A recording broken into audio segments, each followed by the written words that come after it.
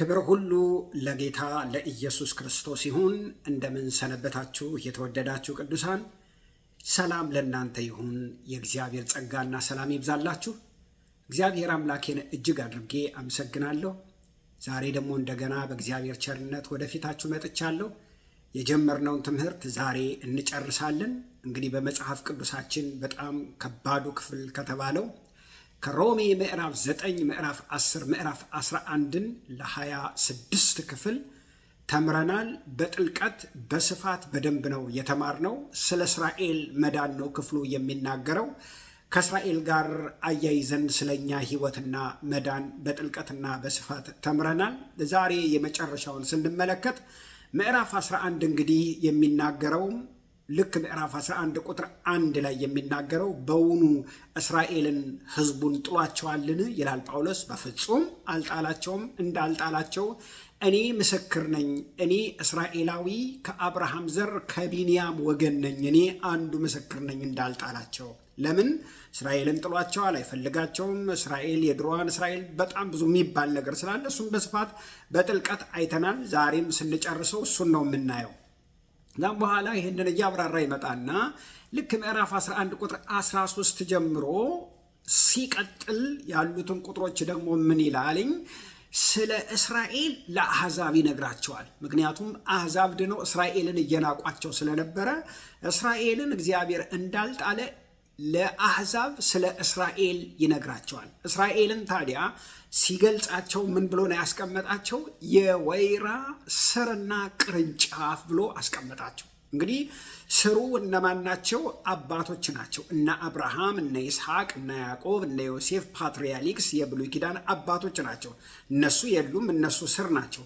ከዛ ደግሞ ቅርንጫፍ ብሎ ደግሞ ሲናገር ደግሞ በዛ ዘመን የነበሩትን እስራኤላውያንን ከዛ በኋላ አሁን ያሉትን እስራኤላውያንን ነው የሚናገረው። ምክንያቱም ስር ካለ ግንድ ካለ ቅርንጫፍ አለ። አባቶች ናቸው። ከአባቶች ነው የተገኙ። እነሱ እስራኤላውያን ናቸው። እነ አብርሃም ከነሱ የተገኙትን ነው እየተናገረ ያለው። ታዲያ ከነሱ መካከል ከዚህ ቅርንጫፉ ላይ ካሉት መካከል ከአይሁዳውያን መካከል ሁሉም ሳይሆን ባለማመን ምክንያት ምን ብለው ከግንዱ ላይ እየተገነጠሉ ወደቁ። ባለማመን ምክንያት መሲሁ ሲመጣ ባለማመን ምክንያት እየተገነጠሉ ከግንዱ ላይ ከዚያ ከወይኑ ግንድ ላይ ከቅርንጫፉ ላይ እየተገነጠሉ ሲወድቁ እነሱ በዚያን ጊዜ እግዚአብሔር ታይም አውት አለ። ለትንሽ ጊዜ እንቅልፍ ውስጥ ሆኑ፣ ድንዛዜ ውስጥ ሆኑ። እምቢ ስላሉ አናምንም ስላሉ በእነሱ ምክንያት አሕዛብን እያመጣ አሕዛብን ምን ይላል? አንተ የበረሃ ወይራ ነህ ይላል። ከበረሃ ነው፣ እስራኤላዊ አይደለህም። ከሌላ ቦታ ነው የመጣኸው። አሕዛብ ነህ። እነሱ እስራኤላውያን ናቸው። እነሱን ምን ይላቸዋል? የወይራው ግንድና ዛፍ ቅርንጫፍ ይላቸዋል። የወይራው እዛው እስራኤላውያንን ማለት ነው። አንተ ግን የበረሃ ወራ የሆንክ አሕዛብን ማለት ነው ከሌላ ቦታ ገንጥሎ አመጣህና አንተ ገባህ። አንተ የገባኸው እነሱ ስላላመኑ ነው። አንተ በእምነት ገባህ። ታዲያ ስለገባህ ልትንቃቸው አይገባም። ለትንሽ ጊዜ ውስጥ ነው ድንዛዜ ውስጥ ያሉት። ለትንሽ ጊዜ ነው የወደቁት። ይነቃሉ፣ ይመለሳሉ። አንተን ያድንና እነሱን አስቀንቶ ለማዳን ነው። ስለዚህ አንተ እንዴት አይነት የእግዚአብሔር ቸርነት ነው! እንዴት አይነት የእግዚአብሔር በጎነት ነው! አቤት ምሕረቱ፣ አቤት ቸርነቱ! እኔም ዳንኩ፣ እኔም ታሰብኩ እያልክ እግዚአብሔርን እንድታመሰግን ነው እንጂ የትዕቢትን ነገር እንዳታስብ ብሎ ጳውሎስ ይህንን ነው እየዘረዘረ የሚናገረው። ስለዚህ እስራኤላውያን እስከ መጨረሻ ወድቀዋል? አይ እስከ ጊዜው ነው። ሁሉም ወድቀዋል? አይ በከፊል ነው። ምክንያቱም ሁሉም አይደሉም። የዳኑ እልፍ አሉ፣ አሁንም እየዳኑ ያሉ አሉ። ይሄን ነው እየተናገረ ያለውና ሁለት ጽንፍ ነገሮችን እናያለን በዓለም ላይ በአማኙም ባለአማኙም ውስጥ ሁለት ጽንፍ ነገር። አንደኛው እስራኤል በቃ በጣም ባሸነፈች ቁጥር፣ ህዝብ በጨፈጨፈች ቁጥር፣ አረቡን ክፍል ባጠፋች ቁጥር፣ በሄደችበት ቦታ ሁሉ በቃ ታላቅና ዋና በሆነች ቁጥር እሰይ እልል ሃሌሉያ እያሉ አንጀታቸው ቅቤ የሚጠጣ ሰዎች አሉ። ይሄ ትክክል አይደለም፣ ትክክል አይደለም። ይሄ በጣም ጽንፍ የወጣ በቃ እስራኤል ማለት ልክ እንደ እግዚአብሔር አድርገው ደጋፊዋ በቃ ሁሌ ታሸነፍ ትበርታ ምናምን የሚሉ አሉ። ይሄ ትክክል አይደለም። ሁለተኛዎቹ ደግሞ አይ እስራኤልን ጥሏታል፣ እስራኤል የምትባል የለችም፣ በቤተ ክርስቲያን ተተክታለች ምናምን የሚሉ ደግሞ ጽንፈኛ እስራኤል ጠል የሆኑ ደግሞ አሉ። ይህም ትክክል አይደለም። ሚዛናዊ ነው ልንሆን የሚገባው። ስለዚህ ከምዕራፍ 11 ቁጥር 13 ጀምሮ እስከ መጨረሻው እስከ 30 6 ድረስ በመናነብበት ጊዜ ያንን እስራኤልን እንዳልጣለ እንዴት እንደሚድኑ ነው የሚናገረውና ይሄንን ቁጥሩን ከማነብላችሁ በስነ ስርዓት በየክፍሉ ስለምንመለከተው እያብራራሁላችሁ እሄዳለሁ። እንጸልያለን። እናመሰግንሃለን እግዚአብሔር ሆይ ስምህ የተባረከ ይሁን። ክብር ላንተ ይሁን። ከሁሉ የማንሰው ልጅህን እኔን አስበኝ በጌታ በኢየሱስ ክርስቶስ ስም አሜን። ስለዚህ እስራኤልን ስናስብ እንደ ማንኛውም ሀገር ናት፣ የተለየች አይደለችም። ነቢያት ከነሱ ናቸው፣ አባቶች ከነሱ ናቸው። መሰዊያው፣ ስርዓቱ፣ እንደገና ኪዳኑ፣ ኢየሱስም ከነሱ ነው የመጣው። መጽሐፍ ቅዱስም ደህንነታችንም የዓለም ብርሃን ናት፣ እውነት ነው።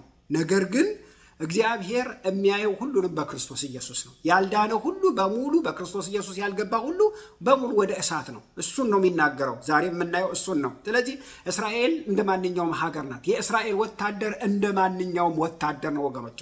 ምክንያቱም ሴኩላር መንግስት ናት፣ ዲሞክራቲክ መንግስት ናት። ከእግዚአብሔር ጋር አገናኝተን በተለይ ፍልስጤማውያንን ባጠፋች ቁጥር እሰይ ሃሌሉያ ያጨበጨበቻቸው በጣም ደስ ይላል ማለት የለብንም ወገኖች። ይሄ ስህተት ነው። እንደውም አጥብቀን ፍትህ ልንሻ ይገባል። በጣም ብዙ ፍልስጤማውያን ክርስቲያኖች አሉ። እንደውም በጣም ለእኛ ከቀረቡን የሚቀርቡን የቱ ናቸው? ክርስቲያን የሆኑ ፍልስጤማውያን ናቸው። ለነሱ መፍትሄ ያስፈልጋል። ይሄንን መርሳት የለብንም።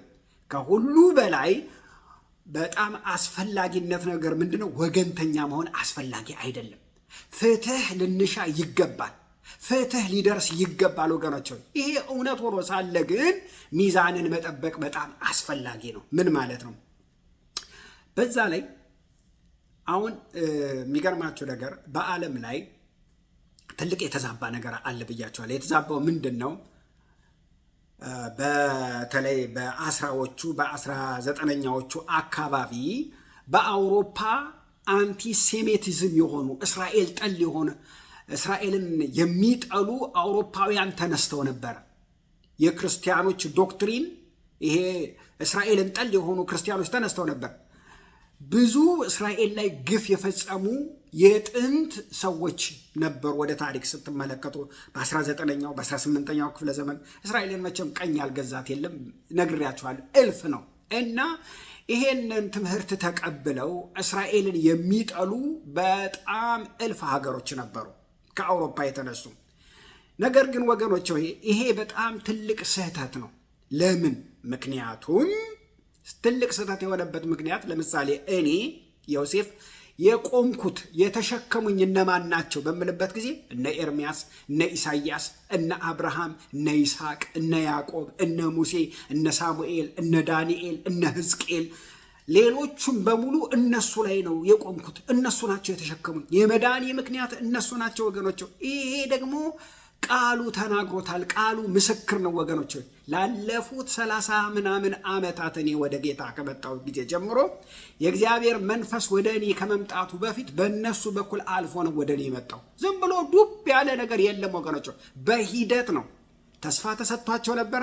ተስፋው ለብዙ ዘመን ሲኖር ቆየና ከዛ በኋላ አሁን እኔ እናንተ ጋር ደረሰ። በማን በኩል? በእነሱ በኩል። እንዴ ሮሜ 9 ቁጥር 1 እስከ 5 እኮ ሁሉ ነገር የነሱ ነው፣ አባቶች የነርሱ ናቸው፣ ከነርሱ ክርስቶስ በስጋ ተወለደ ይላል። ከነሱ እኮ ነው ክርስቶስ የመጣው። ኢየሱስ ክርስቶስ እኮ አይሁዳዊ ነው። ሮሜ ምዕራፍ 9 ቁጥር 5 እኮ ከነሱ ክርስቶስ መጣ ይላል። እኔም ክርስቶስን ለማግኘት ምክንያት የሆኑኝ እነማን ናቸው? አይሁዳውያን ናቸው። ወገኖች ሆይ ይሄንን ሚዛን መጠበቅ ያስፈልጋል። ስለ ሚዛን ማወቅ ካስፈለግን ደግሞ እዚሁ ምዕራፍ 11 ቁጥር 28ን ስንመለከት የእስራኤል ነገር ሚዛንን መጠበቅ ይፈልጋል። ምን ማለት ነው? ቁጥር 28 በወንጌል በኩል ስለ እናንተ ጠላቶች ናቸው ይላል። በወንጌል በኩል ስለ እናንተ ጠላቶች ናቸው፣ በአባቶች በኩል ግን ተወዳጆች ናቸው ይላል። ይሄን ሳስታርቅላችሁ የተወደዱ ጠላቶች ናቸው ማለት ነው። በቃ ይሄ ቃል ነው ሊገልጣቸው የሚችለው። ለምንድን ነው ጠላቶችና ወዳጆች የተባሉበት ምክንያት በምንልበት ጊዜ ወንጌል ለአሕዛብ እንዳይሰበክ፣ አሕዛብ በክርስቶስ አምነው እንዳይድኑ እንዳይጸድቁ፣ አሕዛብ ከእስራኤል ከአይሁድ ሕዝብ ጋር አብረው የእግዚአብሔር መንግስት እንዳይወርሱ እንቅፋት ነበሩ። ወንጌልን የሚሰብኩትን ይገድሏቸው፣ ያሳድዷቸው ነበር። ጳውሎስ ያን ሁሉ መከራ የተቀበለው ከማን ነው? ከአይሁድ ነው። ጳውሎስ ሲናገር የመከራውን ሁሉ ምክንያት ሲናገር ምን ይላል? መገረዝን እኮ በሰብክ ኑሮ መከራ አይደርስብኝም ነበር። ከዚህ የተነሳ አሁን የመስቀል እንቅፋት ተወግዷል ይላል ገላትያ ላይ ሲናገር። እኔ መገረዝ እኮ አይጠቅምም በክርስቶስ እመኑና ዳኑ ስላልኩ ነው ይሄን ሁሉ መከራ የተቀበልኩት ይላል። ዋናው ጳውሎስ መከራ የበላበት ምክንያት አሕዛብ የሆናችሁ ስለ እናንተ በክርስቶስ ኢየሱስ እኔ እስር የሆንኩኝ ወንጌልን ለእናንተ በመስበኬ ነው። ለአሕዛብ ወንጌልን በመስበኬ ነው። ለአሕዛብ ወንጌልን ሰብኬ እመኑና ዳኑ ስላልኩ ነው ይላል። ኤፌሶን ምዕራፍ 4 እሱን ነው የሚናገረው። ስለ አሕዛብ ስለ እናንተ ወንጌልን በመስበኬ ታስሬያለሁ ይላል። ያ ሁሉ መከራ የአይሁድ መከራ የደረሰበት ያሳደዱት ለምንድን ነው? በወንጌል በኩል ስለ እናንተ መከራን ተቀብያለሁ ነው የሚለው። ስለዚህ በወንጌል በኩል ስለኛ ጠላቶች ናቸው። ወንጌል ወደኛ እንዳይደርስ ብዙ መከራ ያደረሱ ናቸው፣ ጠላቶች ናቸው። ግን መርሳት የሌለብን ከአባቶች የተነሳ ደግሞ ተወዳጆች ናቸው። አባቶች እነማን ናቸው? መሰረታቸው እነ አብርሃም፣ እነ ሙሴ፣ እነ ይስሐቅ፣ እነ ያዕቆብ ማለት ነው። ለምንድን ነው ይሄ የሆነው? ተወዳጆች የሆኑበት ምክንያት ስንል እግዚአብሔር በጸጋ ስጦታው አይጸጸትም ይላል ቁጥር 29 ላይ። አይጸጸትም ምን ማለት ነው? አንዳንድ ሰዎች ይህንን ጥቅስ ይወስዱና የመንፈስ ቅዱስ ስጦታን ወይንም ደግሞ አንደኛ ቆሮንቶስ ምዕራፍ 12 ላይ ያለውን የጸጋ ስጦታ ይመስላቸዋል። አይደለም። ይሄ ክፍል የሚናገረው እግዚአብሔር አብርሃምን ጠርቶታል፣ ይስሐቅን፣ ያዕቆብን አባቶችን ጠርቷል። በመጥራቱ በጸጋው ምን አይልም? አይጸጸትም ነው። ወንጌል ለእናንተ እንዳይሰበክ ግን የእግዚአብሔር ሐሳብ እንቅፋት ስለሆኑ ስለሚያስቸግሩ የተጠሉ ጠላቶች ናቸው። በወንጌል በኩል ጠላቶች ናቸው። ለአሕዛብ ወንጌል እንዳይደርስ በጣም መከራ ያደረሱ ስለሆኑ፣ ስለ አባቶች ግን ምንድን ናቸው? ተወዳጆች ናቸው። ስለዚህ የተወደዱ ጠላቶች ናቸው። 28 ተወዳጆች ሆይ ይላቸዋል። በዘላለም ፍቅሬ ወድጄሻለሁ፣ ልረሳሽ አልችልም፣ ምላሴ በጉሮሮዬ ላይ ይጣበቅ። እግዚአብሔር ኪዳኑን አይረሳም። ስለዚህ ከተወደዱ ጠላቶች ጋር እንዴት ነው መሄድ ያለብን ካላችሁ፣ ሚዛንን ጠብቀን ነው መሄድ ያለብን። ለምን? ሁለት ጽንፍ ስላለ ብያቸዋለሁ። አንደኛው ጽንፍ በቃ እስራኤልዬ አይዞሽ፣ በርቺ፣ ጨፍጭፊ፣ አሸንፊ፣ የበላይ ሁኚ፣ በቃ የአንቺ ንጉሥ ነሽ፣ የእግዚአብሔር ቀኝ እጅ ነሽ፣ የእግዚአብሔር ሰራዊት ነሽ የሚሉ አሉ። ስትጨፈጭፍ አሜን የሚሉ። አንድ እስራኤላዊ ደግሞ ሲገደል የሚያዝኑ የሚጾሙ የሚጸልዩ አሉ። ሌሎቹ ደግሞ አይ እስራኤልን ትቷታል አይፈልጋትም የሚሉ አሉ። ይሄ ሁለቱ በጣም አደገኛ ጽንፍ ነው ወገኖች ሆይ። በዚህ በኩል ሁለቱን የሚያራግቡ ሰዎች ሁለቱም እኩል አይደሉም። ሚዛናዊ ነው መሆን ያለብን። እግዚአብሔር ከኛ ጋር ነው ብለው ወገኖች ሆይ ብዙ ጥፋትን የሚያደርሱ እስራኤላውያን አሉ። ይሄ ትክክል አይደለም። ስለዚህ ይሄንን ሁለቱን አጣምረን አዋህደን ነው መሄድ ያለብን እና እኛ የመጣንበትን ስራችንን ስንመለከት ግን በዚህ ውስጥ ነው በረከታችን የመጣልን። በማን? በእነሱ በኩል ነው በረከት የመጣልን። እንዲህ አንገት የተሰራው አዙሮ ለማየት ነው እኮ ይባላል። እንዲህ ቀጥ ቢል አሁን አንገት አስቡትኝ ስንጠራ አቤት እያልን እንደዚህ በቃ እንዲህ እያልን ነበር። ግን ፍሌክሰብል እንዲሆን አንገት የተሰራው አዙሮ ለማየት ነው። ወደኋላ የመጣንበትን ማን ላይ ቁመን ስለማን እናወራለን? እንዴ የመጣነው እኮ ከነሱ እኮ ነው። ደህንነት የመጣው እኮ ከነሱ ነው። ስለዚህ ቁጥር 19 የሚለውን ተመልከቱ። እኔ እንድገባ ቅርንጫፎች ተሰበሩ፣ ትል ይሆናል። አንዳንዶች ተሰብረዋል፣ ሁሉ አይደለም፣ ትል ይሆናል። እውነት ነው አለ። መልካም ብሏል፣ አልተቃወመም ወገኖች። ነገር ግን ቁጥር 20 እነርሱ ካለማመን የተነሳ ተሰበሩ። አይሁዳውያን ስለሆኑ አይደለም የተሰበሩት። ቁጥር 20 ተመልከቱ። እነርሱ ካለማመናቸው የተነሳ ተሰበሩ፣ አንተም ከእምነት የተነሳ ቆመሃል። ይሄንን እንዳትረሳ። እንግዲህ ተመልከቱ፣ እዚህ አንዱ ዛፍ ላይ የእግዚአብሔር ዓላማ ያለበት አንዱ ዛፍ ላይ አንዱ የወይራ ዛፍ ነው፣ ሌላ ዛፍ የለም። ከስሩ እነ አብርሃም እነ ይስሐቅ እነ ያዕቆብ አባቶች ያሉበት ዛፍ ላይ እነርሱ አንዳንዶቹ ተሰበሩ ካለማመን የተነሳ፣ አንተ ግን በእምነት ምክንያት ቆመሃል። እነርሱ ካለማመናቸው የተነሳ ተሰብረው፣ አንተ ስለ ቆምክ ጌታን አመስግን። ከዛስ ፍራ እንጂ የትዕቢትን ነገር አታስብ። እነሱን አውርዶ ፈጠፈጣቸው፣ እነርሱን ጣላቸው፣ እነሱን ረሳቸው፣ እኔ ግን ገባው እንዳትል። ትምክት እግዚአብሔር አይፈልግም። ይሄን ትምክት ስላልፈለገው ነው አንተን አምጥቶ ካዳነ በኋላ እንድታመሰግን የፈለገው ነው። እንግዲህ እዚህ ላይ በጣም የሚገርም ነገር ተናግሯል። ፍራ እንጂ የትዕቢትን ነገር አታስብ። ለምን? እግዚአብሔር እንደተፈጠሩ ለነበሩት ቅርንጫፎች ለነሱ ካራራላቸው ለአንተም አይራራልህም ይላል። አያችሁት? ተመልከቱ። አንድን የእግዚአብሔርን ባህሪ እዚህ ላይ እንመለከታለን። ምንድነው? እንግዲህ የእግዚአብሔርን ቸርነትና ጭከና ተመልከት ይላል። ምን ማለት ነው? የእግዚአብሔር ቸርነትና የእግዚአብሔር ጭከና ማለት እግዚአብሔር ቸር ነው የሚል መዝሙር በእልፍ አላፍ ሰምተናል። መሐሪ ነው፣ ቸር ነው የሚል መዝሙር ሰምተናል። ጨካኝ ነው የሚል መዝሙር ግን ሰምተን አናውቅም። ይሄንን ብንሰማ በኢየሱስ ስም ነው የምንለው ወገኖች ሆይ። ነገር ግን ጨካኝ የሚለውን ትክክለኛው የግሪኩ ቃል ሲናገር አብቶሜን ነው የሚለው።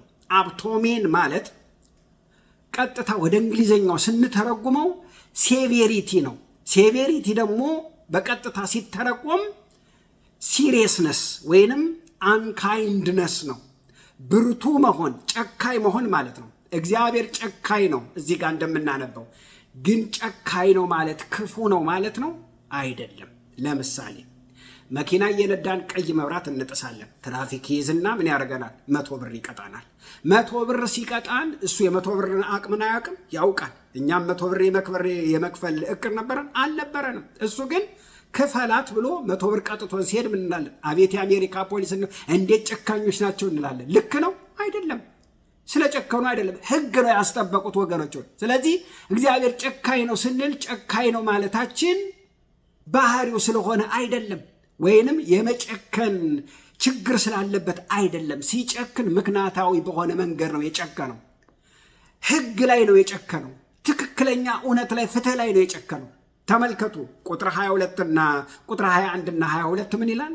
እግዚአብሔር እንደተፈጠሩ ለነበሩት ለእስራኤላውያን ማለት ነው ለነበሩት ቅርንጫፎች የራራላቸው ካልሆነ ለአንተ ደግሞ አይራራልህም። ስጋው እኮ ናቸው፣ ግን ስላጠፉ አይራራላቸውም። አንተም እንደገና መጥተው ሃሌሉያ እኔ እንትን ስለሆንኩ ነው ምናምን ብትል አይራራልህም፣ ትገነጠላለህ ነው የሚለው። ይሄን ነው እየተናገራለሁ። እንግዲህ እግዚአብሔርን ቸርነትና ጭከና ተመልከት። ጭከናው በማን ላይ ነው? በወደቁት ላይ ነው ይላል። የወደቁት በምን ምክንያት ነው? ባለማመን። እግዚአብሔር መጣና በቃ አሁን መንገዱ በእምነት ነው መዳን አለ። በቃ የዘላለም ሕይወት በእምነት ነው፣ በቃ በዚህ በኩል ነው፣ ከዛ ሌላ በር የለም መንገድ የለም ብሎ በሩን ከረቸመው፣ ዘጋው። በዛ በኩል ሄዳችሁ 10 ብታንኳኩ የሚሰማችሁ የለም። ስለዚህ ጨካኝ ነው። ጨካኝ ነው ስንል ምን እያደረገ ነው? ሲሪየስ ነው ማለት ነው። ህግን እያስጠበቀ ነው እያለ ያለው። ቁጥር 22 በቸርነቱ ግን ጸንተ ብትኖር የእግዚአብሔር ቸርነት በአንተ ላይ ነው ካለ በኋላ ያለዚያ ግን ቸርነቱን ባትታመን ትቆረጣለህ ይላል። በጣም ብዙ ሰባኪዎች ከምዕራፍ 9 እስከ 11 ያለውን ተጠቅመው አንድ ሰው ከዳነ በኋላ ለዘላለም ድኗል፣ አለቀ ይላሉ። ሌላ ክፉ ነገር የለም፣ በቃ ድኗል፣ አለቀ፣ ደህንነቱ አይነሳም ይላሉ። ጳውሎስ ይህንን ተናግሯል ካሁን በፊትም ሮሜ 8:39 ላይ የጠራቸውን አጸደቃቸው፣ ያጸደቃቸውን አከበራቸው ብሎ ተናግሯል። አስቀድሞ ያወቃቸውን ጠርቶ አክብሯቸዋል፣ አጽድቋቸዋል ብሏል። አሁን ደግሞ እዚህ ላይ ምን ይላል ጳውሎስ? በቸርነቱ ጸንተህ ባትቆም አንተም ትቆረጣለህ ያለው ራሱ ጳውሎስ ነው። ለምን? የተቆረጡበትን ምክንያት ይናገራል። በቸርነቱ ጸንተህ ባትቆም ትቆረጣለህ ይላል። ግን በቸርነት ጸንቶ መቆም ማለት ምን ማለት ነው? ይሄ በጣም መተርጎም ያለበት ቃል ነው። ቸርነት ማለት እዚህ ላይ ጸጋን ነው የሚያሳየው። እግዚአብሔር ቸር ነው፣ ግሪሽስ ነው። ሃሌሉያ! እግዚአብሔር ደግ ነው፣ የተትረፈረፈ አምላክ ነው። ስለዚህ እኛን የጠራን በምንድን ነው? በጸጋ ነው የጠራን። ይሄ ጸጋ ደግሞ ሉዓላዊ ጸጋ ነው። ምን ማለት ነው? በራሱ ፈቃድ ነው የጠራን፣ በማንም ተነሳሽነት አይደለም። ይህንን አረክ፣ ይህንን ለምን አረክ፣ እንትናን ለምን አልጠራኸውም፣ እንትናን ለምን ቀረ ምናምን ልንለው አንችልም፣ ልንጠይቀው አንችልም። እግዚአብሔር ሉዓላዊ አምላክ ነው። ስለዚህ ይህንን እግዚአብሔር በቃሉ ምን አድርጎታል? ዘግቶታል። ሉዓላዊ ጸጋ ነው ያለው፣ የማይሻር የማይነካ ፈጽሞ የማይገረሰስ ሉዓላዊ ስልጣን ነው ያለው ወገኖች። ስለዚህ በሉዓላዊው ጸጋ ጠርቶናል። ስንኖር ዕለት ዕለት ጸጋውን እያከበርን መኖር ነው ያለብን። ምክንያቱም ጸጋው በእምነት አድኗችኋል ስለሚል ጸጋው ከሱ እምነት ከኛ ሆኖ ከዳንን ሁልጊዜ በምንኖርበት ዘመኑ ሁሉ በጸጋው እየታመንን ነው መኖር ያለብን ወገኖች። ልንገራችሁ፣ በጌታ ቤት ስንኖር በስኬት ልንኖር የምንችለው ጸጋውን እያሰብን ስንኖር ብቻ ነው። ምክንያቱም ሁልጊዜ የማይገባንን በቤቱ ስንኖር መንፈሱን መካፈላችን የማይገባንን እንዲሁ በእርሱ ሉዓላዊ ጸጋ የሆነልን ነገር ብቻ ነው። ስለዚህ እግዚአብሔርን እያከበርን እያመሰገንን የምንኖረው ከዚህ የተነሳ ነው። ከዚያ ውስጥ ወጣ ብንል ግን አደጋ ውስጥ እንገባለን ማለት ነው። እሺ በምን ገባን? የገባነውማ በቸርነቱ ነው፣ በጸጋው ነው። የዘላለም ሕይወት ያገኘነው በምንድን ነው? በምህረቱ በቸርነቱ ነው፣ በጸጋው ነው። በምንድን ነው ልንቆረጥ የምንችለው? ከጸጋው ስንጎድል ነው፣ ከቸርነቱ ስንጎድል ነው። ስለዚህ ጸጋውን ማመን ብቻ አይደለም፣ እያመሰገንን እያደነቅን ልንኖር ይገባል። ለምን? የጸጋው ክብር ይመሰገን ዘንድ ይላል ኤፌሶን ምዕራፍ 1 ላይ የጸጋው ክብር ይመሰገን ዘንድ ይህን አደረገ ይላል። ክብር ለኢየሱስ ይሁን። እሺ ቁጥር 22 እና ቁጥር 23 ምንድን ነው የሚለው? እንግዲህ የእግዚአብሔርን ቸርነትና ጭከና ተመልከት። ጭከናው በወደቁት ላይ ነው። ጸጋውን እምቢ ስላሉ፣ ማዳኑን እምቢ ስላሉ፣ ክርስቶስን እምቢ ስላሉ። በቸርነቱ ግን ጸንተህ ብትኖር የእግዚአብሔር ቸርነት በአንተ ላይ ነው። ከዚያስ ያለበለዚያ አንተ ደግሞ ምን ትላለህ? ትቆረጣለህ። እነዚያ ደግሞ ባለማመናቸው ጸንተው ባይኖሩ በዛ ውስጥ ምን ያደርጋሉ? ይገባሉ። አሁን በቃ አላመኑም አይደል? ወጥተዋል። ሲያምኑስ ምን ያደርጋሉ? ይገባሉ። የሚያምኑበት ጊዜ እንዳለ ደግሞ እነግራችኋለሁ ዛሬ። ስለዚህ እግዚአብሔር መልሶ ሊያገባቸው ይችላልና ይላል። ዋናው ሐሳብ ይሄ ነው። አሁን ለጥቂት ጊዜ እንቅልፍ ላይ ናቸው፣ ተኝተዋል። የተኛ ሰው ቀጥሎ ይነሳል፣ አልሞተም። መኝታ ላይ ናቸው፣ ድንዛዜ ላይ ናቸው፣ ግን ይነቃሉ ይላል። ዋናው ሐሳብ ይሄ ነው። ተመልከቱ፣ እነዚያ ያመኑ ቀን ተመልሰው ይገባሉ ነው የሚለው። እንዴት ይገባሉ ሲባል ጳውሎስ መልስ ሲሰጥ ቁጥር 23 ምን ይላል? እግዚአብሔር መልሶ ሊያገባቸው ይችላል። ለምን? ስለሚያምኑ መልሶ ሊያገባቸው ይችላል። ስለዚህ ሲቀጥል ሎጂኩን መከራከሪያውን ስትመለከቱ ምን ይላል? ቁጥር 24 አንተ በፍጥረቱ የበረሃ ከነበረው ወይራ ተቆርጠህ እንደ ፍጥረትህ ሳይሆን በመልካሙ ወይራ ከገባ ይልቁንም እነዚያ በፍጥረታቸው ያሉ ቅርንጫፎች በራሳቸው ወይራ እንዴት አይገቡም ይላል። አንተ የበረሃ ወይራ እኮ ነህ። ከበረሃ ተቆርጠህ መጥተህ እዚህ ወይኑ ዋናው ወይን ግንድ ላይ ተጣበቅና እስራኤል ሆንክ። እነሱስ እሺ ብሎ የተመለሱ ቀን እኮ አለቀ። ዋናው የወይራ ግንድ ናቸው፣ ዘይትን የሚያመነጩ ናቸው። ታዲያ ይህንን እንዴት ተስታለን የሚለው ለምን? የወይራው ዛፍ ማን ነው? እስራኤል ናቸው። ያ የወይራው ራሱ ዛፉ ግንዱ እነማን ናቸው? እስራኤል ናቸው። ወገኖች ሆይ እንደ ሥጋ ከተሄደ በርዝራይት አላቸው። ልደት የነሱ ነው። ስለዚህ የወደቁት ባለማመን ምክንያት ከሆነ ያመኑለት ሰተት ብለው ይገባሉ ማለት ነው። እንደውም እነርሱ ሲገቡ ያለ ችግር ነው የሚገቡት። ምክንያቱም ተፈጥሯቸው ነው፣ ሄደው ግጥም ነው የሚሉት። ስለዚህ ያመኑ ቀን ምን ያደርጋሉ? ይገባሉ። ምን ይላል? እንግዲህ ምንድን ነው? እስራኤል የሚፈልጉትን አላገኙም፣ የተመረጡት ግን አገኙት። ሌሎቹ ደነዘዙ፣ እንዲሁ ዓይኖቻቸው እንዳያዩ ጆሮቻቸው እንዳይሰሙ እግዚአብሔር የእንቅልፍን መንፈስ እስከ ዛሬ ድረስ ሰጣቸው ተብሎ እንደተጻፈ ይላል። ምዕራፍ 11 ቁጥር 7 እና 8 ምንድን ነው እያለ ያለው? አሁን ለጊዜው ደንዝዘዋል፣ እንቅልፍ ላይ ናቸው፣ ወድቀዋልኝ፣ ተሳስተዋል፣ አላወቁም። ግን ይላለኝ አንድ ቀን ግን ከድንዛዜ ከዛ የሚነሱበት ቀን አለ። እግዚአብሔር ቀን ቀጥሮላቸዋል ይላል። ደግሞ ቀን ቀጥሮላቸዋል። ያ መጽሐፍ ቅዱስ እኮ ይናገራል። ወገኖች ሆይ ከዚህ እንቅልፍ ውስጥ ይወጣሉ፣ ይባንናሉ ይላል መጽሐፍ ቅዱስ። ለምን? የወጉት ሁሉ ያዩታል ይላል። አያችሁ፣ ማስረጃ አዲስ ኪዳን ብቻ አይደለም፣ ብሉይ ኪዳን።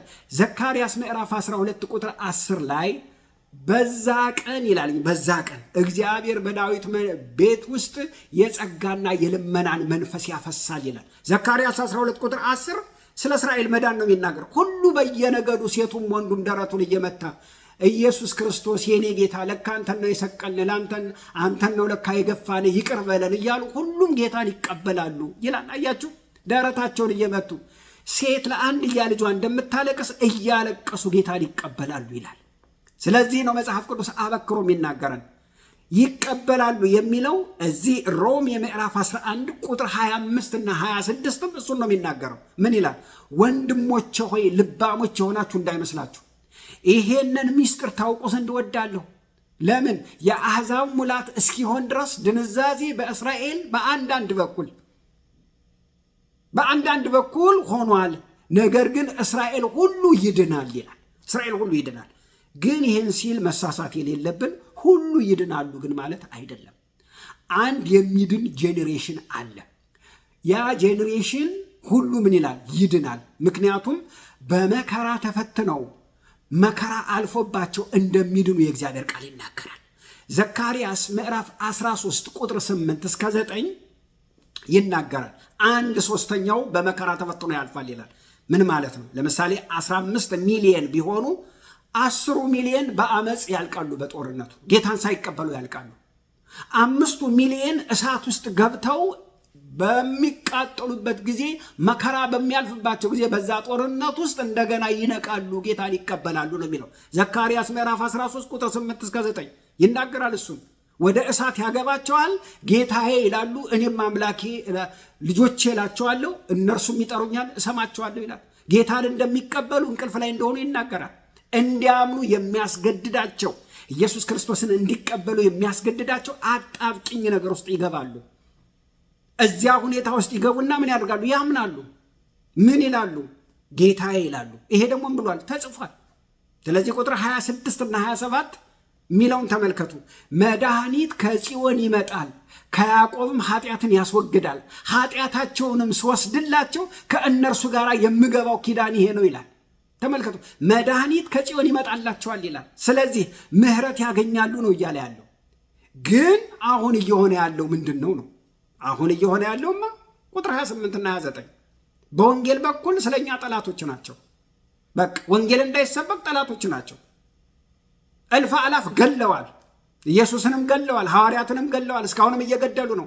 ወንጌል ለአሕዛብ እንዳይደርስ እየገደሉ ጠላቶች ናቸው። ስለ ወንጌል ስለኛ ጠላቶች ናቸው። ስለ አባቶች ግን ተወዳጆች ናቸው። ስለዚህ የተወደዱ ጠላቶች ናቸው። ከዛስ ቁጥር 30 እና እስከ 32 ጀምሮ ደግሞ የሚገርም የመከራከሪያ ሐሳብን ያነሳል። በጣም ከባድ ነው፣ ግን ልንቀበለው ግዴታ ነው፣ ግድ ነው። ለምን? እዚህ ጋር እግዚአብሔር እስራኤላውያንን አስቀምጧል፣ እዚህ ጋር ደግሞ አሕዛብ ደግሞ አሉ።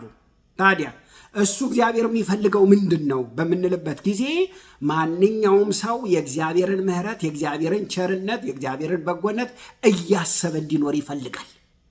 በምህረቱ እንደዳነ እያሰበ እንዲኖር ይፈልጋል። ወገኖቼ እግዚአብሔር ዲሞክራቲክ አይደለም። እግዚአብሔር ዲሞክራቲክ አድርጋችሁ ለመሳል አትጣሩ። እግዚአብሔር ሉዓላዊ ንጉሥ ነው።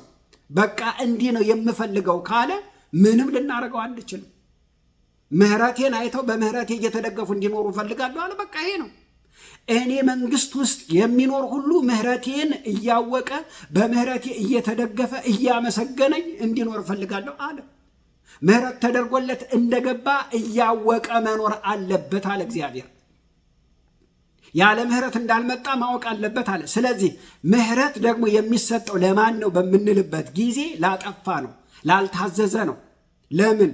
የግድ እናንተ ገብታችሁ አሁን እግዚአብሔርን እያከበራችሁ ያለው ስለ ምህረቱ እያደነቃችሁ እንዴት ድንቅ ነህ የምትሉት ምህረት ተደርጎላችሁ ስለመጣችሁ ነው።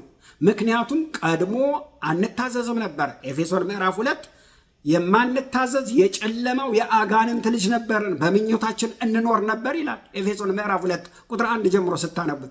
አሁን ግን ምህረትን አገኘን፣ ጌታ ይመስገን። ለምሳሌ አሁን የአንድ ቤተሰብ ልጅ የሚፈልገው አንድ ቤተሰብ ጌታን ተቀብሎ ወደ ዓለም ሳይሄድ ምንም ነገር ሳይነካው ከዚያስ ተጠምቆ ከዚያስ አገልጋይ እንዲሆን በቃ ጽድት ቁልጭ ብሎ እንዲሆን፣ ይሄ ወገኖች ሊሆን የማይችል ነው። የግድ ከዓለም ጋር መነካካት አለባቸው። የግድ ኃጢአትን መስራት አለባቸው። ልጆቻችን የግድ መበደል አለባቸው። የግድ ኃጢአትን መስራት አለባቸው። ደግሞ አይቀርም ወገኖች። ለምን ካላችሁኝ እግዚአብሔር የሚፈልገው እናንተ ልክ ምህረቱን አግኝታችሁ እንደመጣችሁ እንደምትዘምሩት ሁሉ እነሱ ምህረቱን አግኝተው መጥተው ነው ምህረቱን እያገነኑ መዘመር ያለባቸው። ኃጢአት ወገኖቼ ሆይ ዋጋ ያስከፍላል። ኃጢአት ሰርተው ስብርብር ድቅቅ ይበሉ ማለት አይደለም ወገኖቼ። ይሄ ከነሱ ይራቅ ወገኖቼ። ኃጢአት በጣም ብዙ ጠባሳን ያመጣል፣ በጣም ብዙ አደጋ አለው። ነገር ግን እያልኩ ያለሁት የግድ የእግዚአብሔርን ምህረት ለመለማመድ የእግዚአብሔርን ቸርነት ለመለማመድ ወገኖቼ ሆይ ምን ማለት አለባቸው? በኃጢአት መውደቅ አለባቸው። እውነት ነው፣ ከፍጥረታችን የኃጢአት ልጆች ነን። የግድ ኃጢአትን ያገኘናል፣ እንለማመዳለን። ነገር ግን ወገኖች ሆይ ተለማምደን ከዚያ ወደ ምህረቱ ወደ ቸርነቱ አልፈን ስንድን እንደነቃለን። እግዚአብሔር እንዴት መልካም አደረገልኝ፣ አነሳኝ፣ ረዳኝ፣ ይቅር አለኝ የሚለውን እያነሳን እንዘምራለን። እናንተ እንደምትዘምሩ ሁሉ እነሱ ምህረቱን እያሰቡ መዘመር አለባቸው። የእግዚአብሔርን ቸርነት እያወቁ መዘመር አለባቸው። አለበለዚያ ወደ ጌታ ሲመጡ ምንድን ነው የሚሉትኝ? እኔ እኮ ከድሮም ችግር የለብኝም ነው የሚሉትኝ። እኔ እኮ ምን ሆንኩኝ? ያው መጣሁ እንጂ ምን ሆንኩ ይላሉ። ወገኖች ልንገራችሁ፣ ይሄ አይሰራም። እግዚአብሔር የሚፈልገው የትኛውን ነው ካልን ወድቀን ስንነሳ ስንመለስ ነው። አጥፍተን ንስሐ ገብተን ምህረት ጠይቀን ወደ ጌታ ስንመጣ ጌታን ስናመልክ ደስ ይለዋል። ይሄንን አንወደውም፣ ግን ልናስቀረው አንችልም። ለምን? እግዚአብሔር በፊቱ የሚኖር ሁሉ ምህረቱ የገባው እንዲሆን ማወቅ ይፈልጋል። እስራኤላውያን ምን ይላሉ? እኔ ከድሮም በሕግ ውስጥ ነው የነበርኩት፣ የአብርሃም የይስሐቅ የያዕቆብ ልጅ ነኝ በፍጹም እያሉ ኃጢአትን እየተለማመዱ ይኖሩ ነበረ። ወገኖች ልክ እንደ አሕዛብ አንድ ጊዜ ግን ወንጌል ሲሰበክላቸው ኃጢአተኛ ነኝ ምህረት አድርግልኝ እያሉ ወደ ጌታ መምጣት ጀመሩ። ጌታን መቀበል ጀመሩ። በምህረቱ መደገፍ ጀመሩ። አያችሁ፣ እዚህ ጋር ችግራችን ምንድን ነው ካላችሁኝ፣ ይሄንን መስማት አንፈልግም። ነገር ግን እግዚአብሔር ይሄንን ይፈልጋል። ወገኖች ብዙ ጊዜ ምንድን ነው የምንለው? ምን ብናጠፋ ነው? እስራኤልስ ምን ያህል ቢያጠፉ ነው እንደዚህ የተዋቸው ይላሉ ብዙ ሰዎች። ይሄንን ወገኖች እንዲህ ብለን መመለስ አንችልም። ለምን? የእግዚአብሔርን መልስ ተመልከቱ። ቁጥር 33 የእግዚአብሔር ባለጠግነትና ጥበቡ እንዴት ጥልቅ ነው፣ ፍርዱ እንዴት የማይመረመር ነው፣ ለመንገዱ ፍለጋ የለውም ይላል። ወገኖች አንድ ነገር አትርሱ። እርሱ ማን ነው ይላል? እግዚአብሔር ነው ይላል። ምን ማለት መሰላችሁ? እኛ ትንሽ አእምሮ ያለን ከላይ እናውቃለን የምንል እግዚአብሔርን ተከታትለን እግዚአብሔር እንዲህ ነው ልንለው አንችልም ነው እያለ ያለው። ለምን? እግዚአብሔር የፈለገውን ይመርጣል፣ የፈለገውን አይመርጥም። የፈለገውን ይመራል፣ የፈለገውን አይመራም። ምዕራፍ 9 ላይ ያየነው እሱን ነው። ፈርዖንን አደነደነ፣ ሌላውን ግን ምን አደረገ? ተወ። ሌላውን አዳነ፣ ሌላውን ለቀቅ። ይሄን ነው መጽሐፍ ቅዱስ የሚናገረው። እንትናን ለምን አልመረጠም? እንትናን ለምን አላዳንም? እንትናን ግን እንዴት ይመርጠዋል ማለት አንችልም። እግዚአብሔር ሉዓላዊ አምላክ ነው እያለን ነው። ቁጥር 34 የጌታን ልብ ያወቀው ማን ነው ይላል። ቁጥር 35 የጌታን ልብ ያወቀው ማን ነው ይልና ማን ነው? ማንም። 35 ወይስ አማካሪው ማን ነው ይላል። ማንም። ወይስ ብድራቱን ይመልስ ዘንድ ለእርሱ አስቀድሞ የሰጠው ማን ነው ይላል። ማንም። ማንም የለም። ከዛስ ቁጥር 36 ሲዘጋው ምን ይላል? ሁሉ ከእርሱና በእርሱ ለእርሱ ነውና ለእርሱ ከዘላለም ክብር ይሁን ይላል። አሜን ይላል። በዚህ ቃል ነው እኛ የምንዘጋው። ሁሉ ከማን ነው? ከእርሱ ነው። ሁሉ በማን ነው? በእርሱ ነው። ሁሉ ለማን ነው? ለእርሱ ነው። ጌታ የተመሰገነ ይሁን። ስለዚህ ማንም ሰው እግዚአብሔርን ለምን እንዲህ አደረግ፣ ለምን እንዲህ ትሰራለህ፣ እንዲህ ታደርጋለህ ብሎ ሊጠይቀው የሚችል የለም። እግዚአብሔር አማክሮት የሰራ የለም። እግዚአብሔር ብቻውን ተአምራትን የሚያደርግ አምላክ ነው። እግዚአብሔር ራሱን ይገልጥ ዘንድ ሲፈልግ ብቻውን ነው የሚሰራው። ይሄንን ደግሞ አሜን ብለን መቀበል ብቻ ነው። ጌታ የተመሰገነው። እግዚአብሔር ማለት ሉዓላዊ ነው። እግዚአብሔር ይሄ ነው። ጌታ ይመስገን። ክብር ለናዝሬቱ ለኢየሱስ ይሁን።